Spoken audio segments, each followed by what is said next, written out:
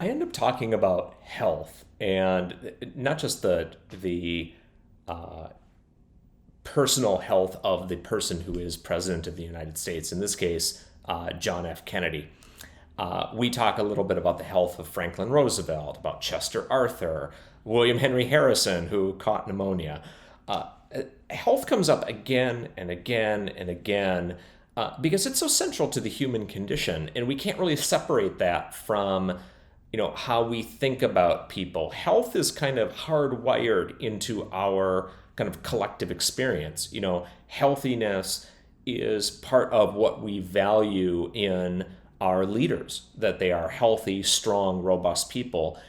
This is just something, there is some deep psychology at play, and that's something that fascinates me, is how do all of these things work together.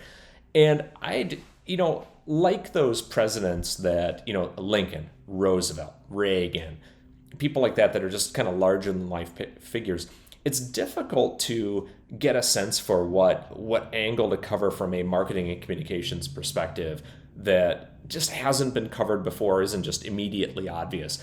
And this is one of those cases where we get to see, by exploring Kennedy's health and how that connects, that those kind of decisions connect with our modern questions about health and our healthcare system. It is surprisingly insightful in many different ways. This is a deeply emotional chapter. It's probably the most emotional chapter in the whole book. Early readers mentioned that more than once, that this is one they needed to pause at and really kind of think deeply about.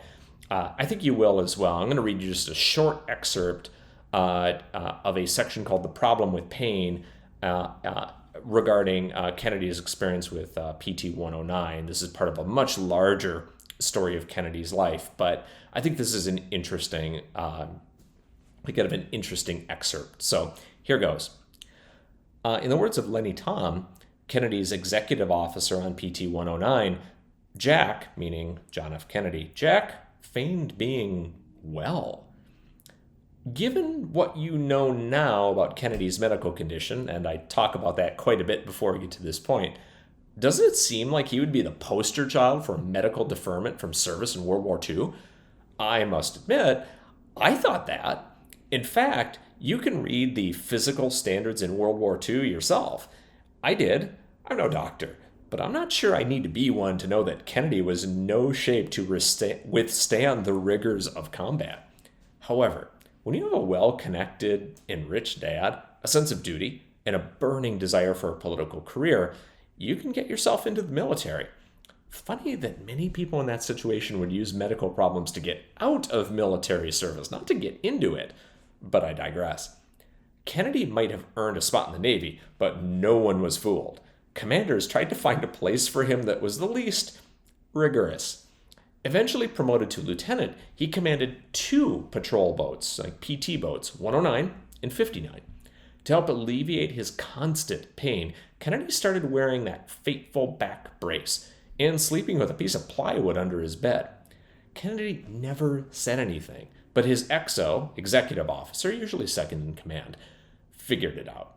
He knew Kennedy was in constant pain, and he wrote letters home amazed that Kennedy could manage it all. The good news is that these patrol boats weren't expected to see much action. Then a Japanese destroyer sank PT-109. In the chaotic aftermath, with 2 men dead, Kennedy gathered the burned and shell-shocked survivors. He gave the men a choice. They could surrender to the Japanese, or they could swim over 3 miles to the shore of a small island and plot a rescue. Although surrender seems unthinkable in retrospect, we weren't there at the time. A miles-long swim in enemy-infested waters was no guarantee of survival.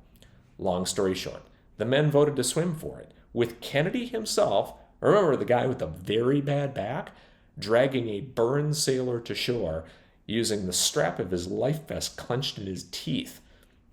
That's pretty badass.